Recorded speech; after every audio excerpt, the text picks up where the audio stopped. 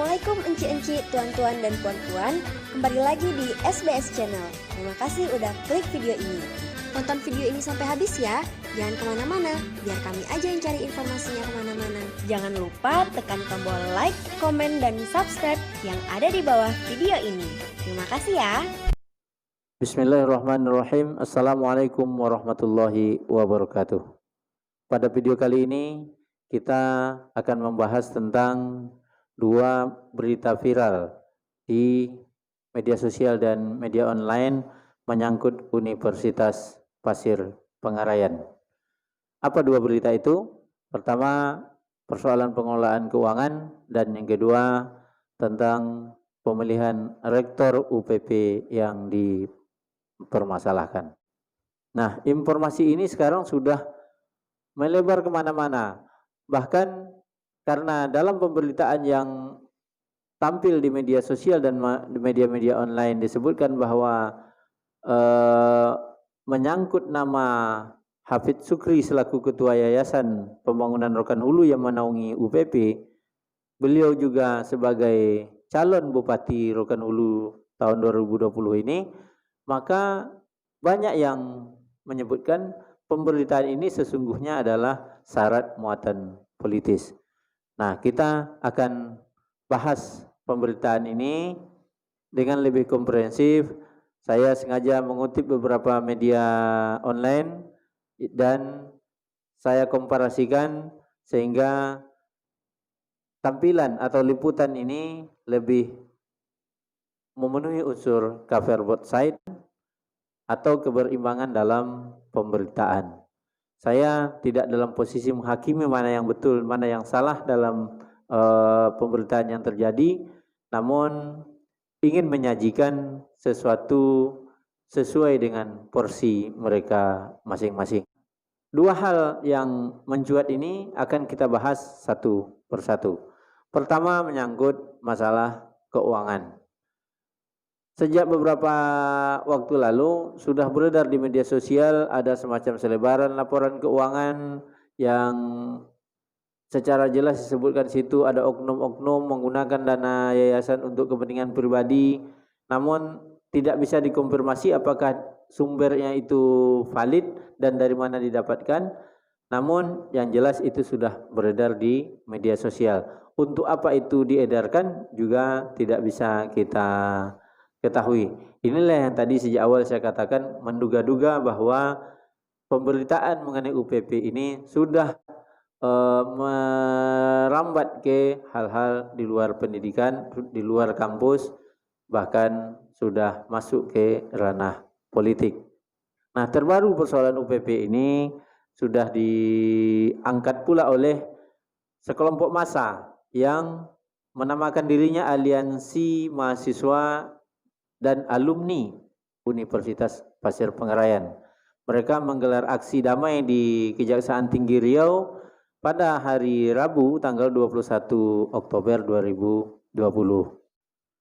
Nah, dalam aksi Aliansi Mahasiswa dan Alumni Universitas Pasir Pengarayan di depan Kejati Riau ini, Koordinator Lapangan Irwansyah mengatakan mereka kecewa dengan oknum pengurus yayasan yang sudah menggunakan uang yayasan untuk kepentingan pribadi, sementara dosen, karyawan terpaksa harus dipotong gajinya hingga 50%.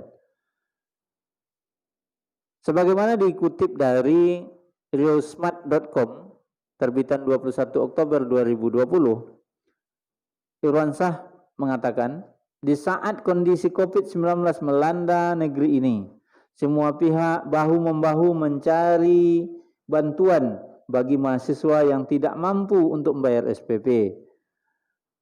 Mirisnya, SPP mahasiswa yang semestinya digunakan untuk operasional dan gaji dosen maupun karyawan justru disalahgunakan oleh oknum yayasan untuk kepentingan pribadi.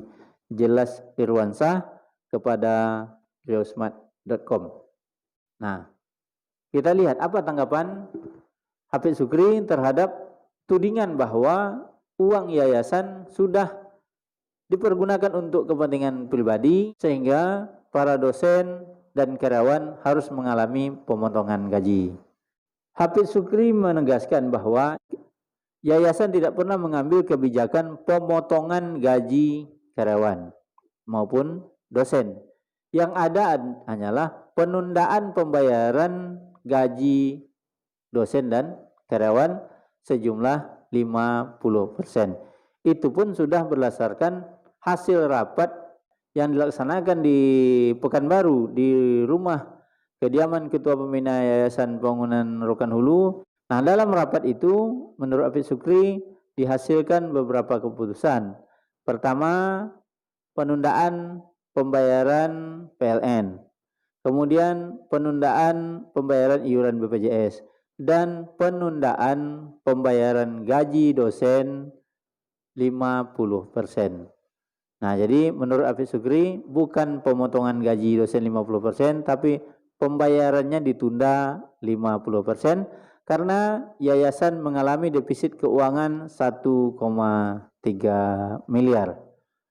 Nah, untuk gaji dosen dan karyawan tetap dibayarkan 60% dan penundaan hanya 40%. Ungkap Hafidz Syukri Rabu 8 Oktober 2020 sebagaimana dimuat cakaplah.com. Keputusan itu bukan sepihak kita ambil, tapi kita sepakati bersama dan ada notulen rapatnya.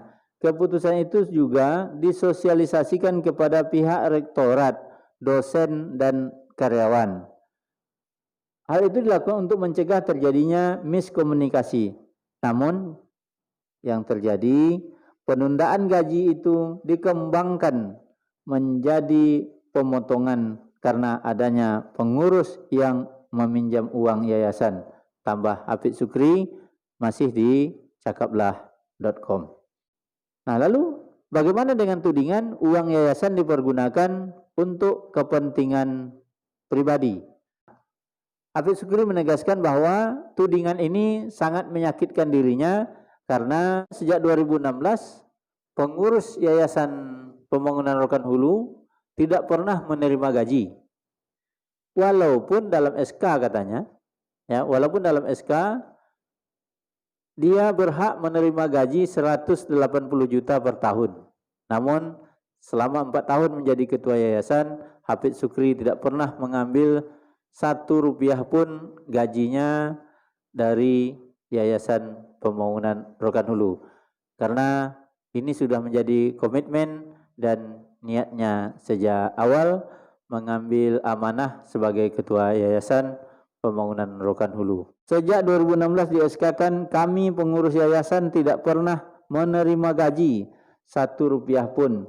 Meski dalam SK disebutkan bahwa kami berhak mendapatkan gaji 180 juta per tahun. Selama 4 tahun menjadi ketua, tidak pernah saya ambil gaji itu. Karena itu komitmen saya dari awal siap tidak digaji.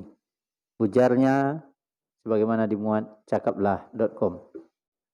Nah, itu mengenai uang yayasan. Mudah-mudahan sedikit memberi titik terang kepada kita.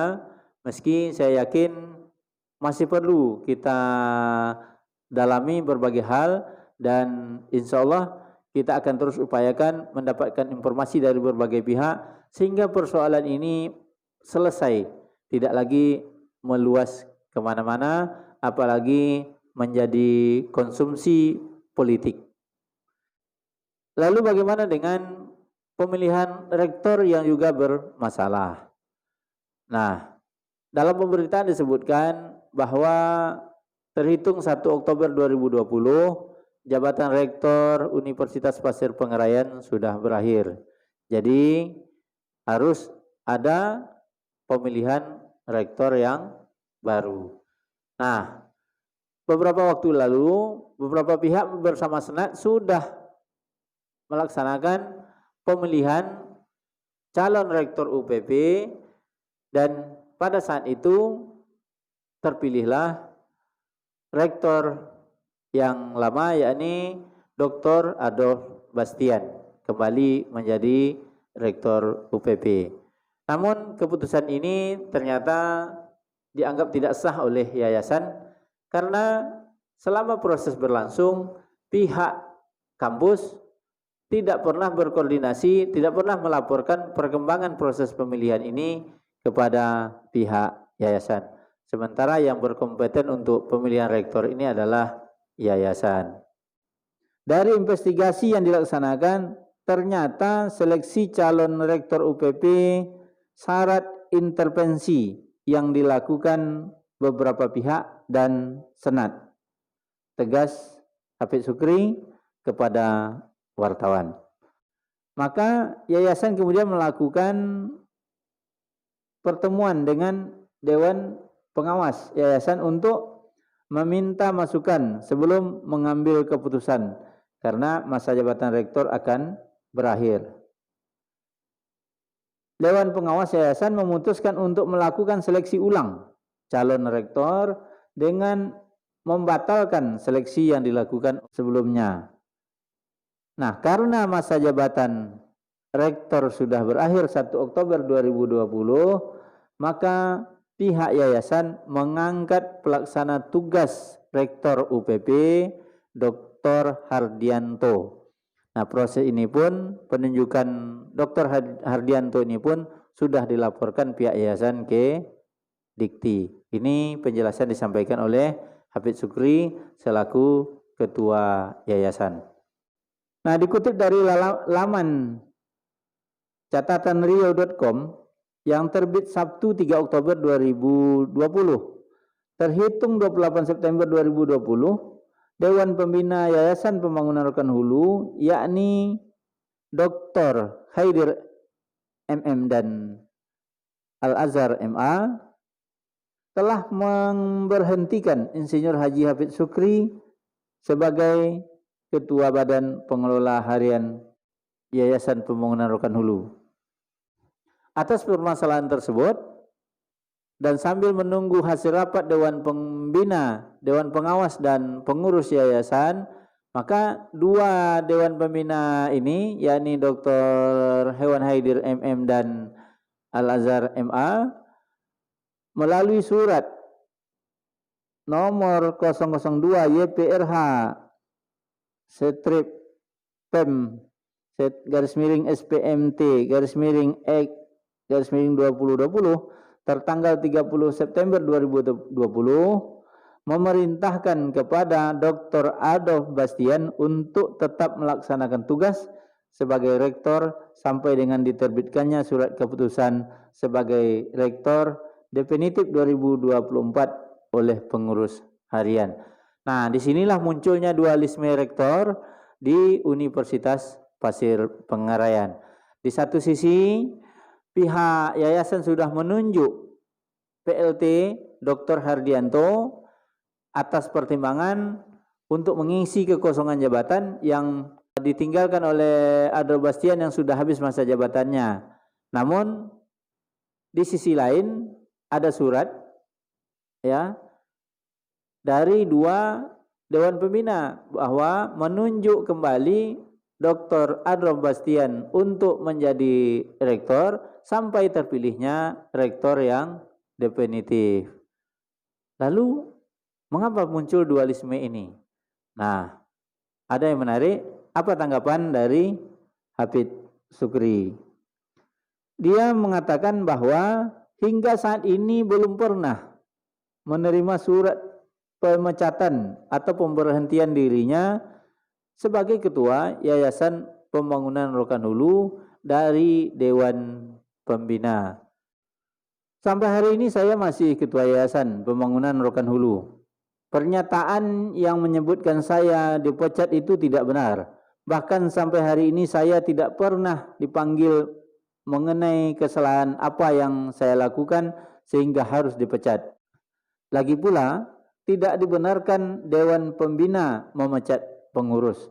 Demikian ungkap Hafidz Sukri kepada cakaplah.com. Nah, tanda tanya besarnya, di mana surat itu? Benarkah surat itu ada? Nah, ini yang belum dapat kita konfirmasikan kepada kedua Dewan Pembina Yayasan. Karena ini akan terjawab apabila bisa kita konfirmasikan kepada ketua atau kedua Dewan Pembina Yayasan yang disebut oleh pemberitaan ini, yakni Dr. Hewan Haidir MM dan Al-Azhar MA. Nah, karena dari surat inilah menjadi landasan bagi Rektor lama Dr. Adolf Bastian untuk tetap melaksanakan tugasnya. Sementara Hardianto juga ditunjuk oleh Ketua Yayasan, yakni Hafidz Sukri. Kita berharap pihak UPP, baik yayasan, Dewan Pembina, Dewan Pengawas, maupun pihak kampus bisa menyelesaikan persoalan ini dengan bijak, sehingga tidak muncul hal-hal yang menimbulkan konflik di tengah masyarakat. Apalagi berita ini dikaitkan dengan Pilkada Rokan Hulu yang sebentar lagi akan dilaksanakan. Mudah-mudahan masalah ini tidak terus bergulir bak bola api yang memanaskan, tapi kita berharap persoalannya segera selesai dan semua pihak yang terkait dalam hal ini dapat duduk bersama membahas persoalan-persoalan yang ada, sehingga persoalan internal UPP betul-betul bisa diselesaikan dengan kepala dingin dan menghasilkan keputusan yang baik untuk kemajuan UPP dan juga untuk kemajuan Kabupaten Rokan Hulu. Terima kasih. Wassalamualaikum warahmatullahi wabarakatuh.